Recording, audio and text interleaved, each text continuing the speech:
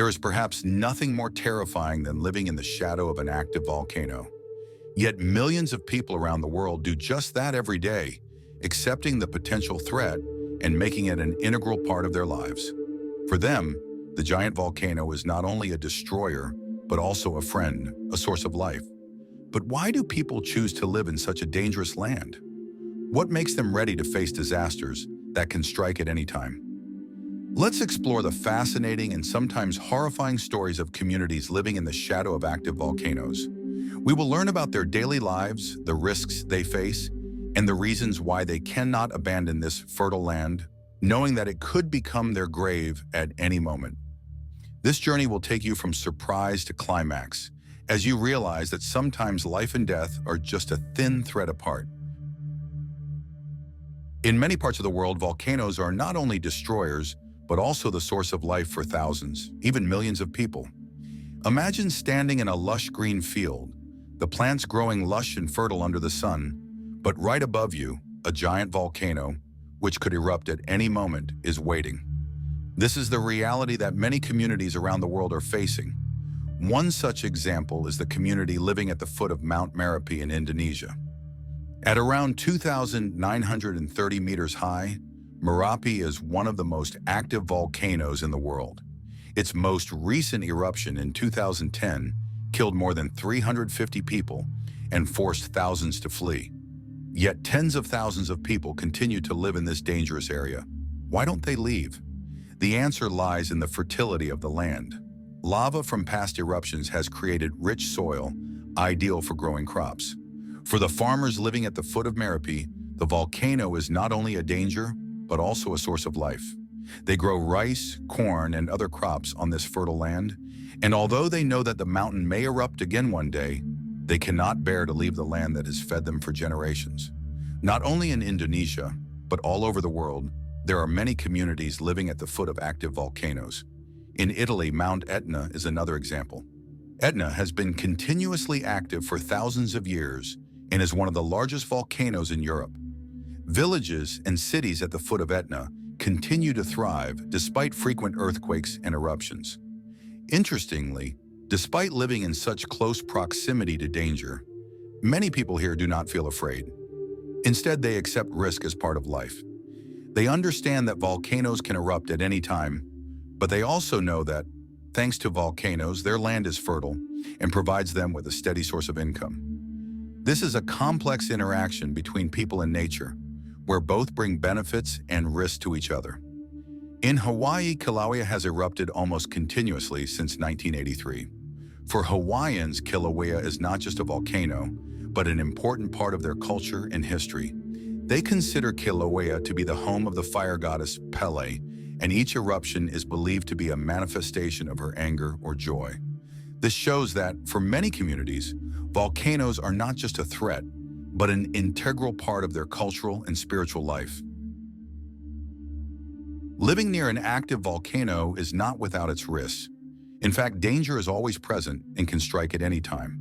A volcanic eruption can cause huge damage, not only to property but also to human life.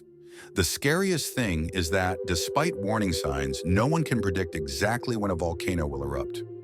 One of the most terrifying volcanic disasters in history was the eruption of Mount Vesuvius in 79 AD, when it destroyed the cities of Pompeii and Herculaneum in Italy. More than 2,000 years later, the mountain continues to be active and poses a threat to millions of people living around it. However, despite the potential dangers, people continue to build and develop cities at the foot of Vesuvius.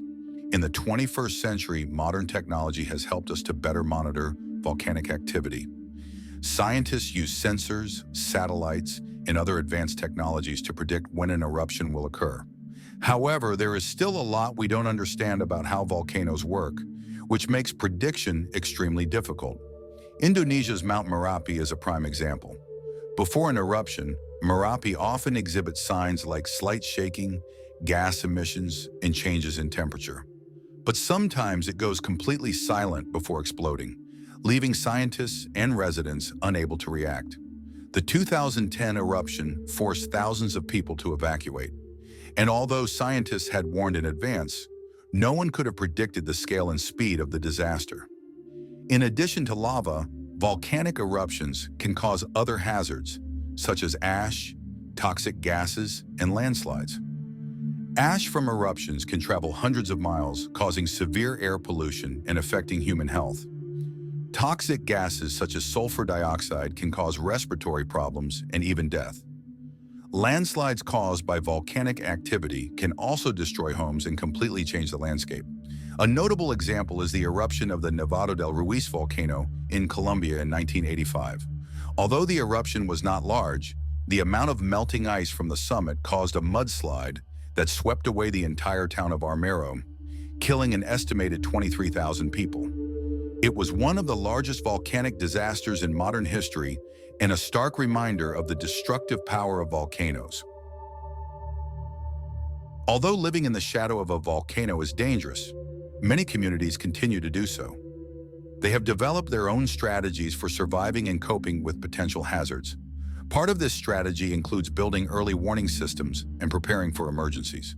In Indonesia, where there are dozens of active volcanoes, evacuation drills are held regularly. People in dangerous areas are trained to recognize the signs of an eruption and how to evacuate safely. They also develop farming and livestock strategies to minimize damage if the volcano erupts. In Italy, local authorities have established safe zones and evacuation routes for villages at the foot of Mount Etna. Scientists constantly monitor the volcano's activity and issue warnings when necessary. Despite the challenges, people here have learned to live with the danger and make it a part of their daily lives. Another example is Japan, which has more than 100 active volcanoes. People in volcanic areas have developed a variety of strategies to cope with these risks. Villages located at the foot of volcanoes are often built with strong structures that can withstand earthquakes and eruptions. Early warning systems are also widely deployed, giving people enough time to evacuate before a disaster strikes. However, safety measures are not always effective. The eruption of Mount Ontake in Japan in 2014 is an example. Mount Ontake erupted suddenly without any warning, killing 63 people. This is a reminder that, despite modern technology and safety measures, volcanic hazards are still a factor that cannot be completely controlled. Volcanoes are not only the subject of scientific research, but also the inspiration for many theories and legends. Throughout history, people have tried to explain volcanic phenomena through myths and religions. In Hawaiian culture, volcanoes are considered the abode of the fire goddess Pele. People believe that each volcanic eruption is a manifestation of Pele's anger or joy. These stories are not only part of the beliefs, but also help people understand and accept the presence of volcanoes in their lives. In Indonesia, volcanoes are also considered the abode of the gods.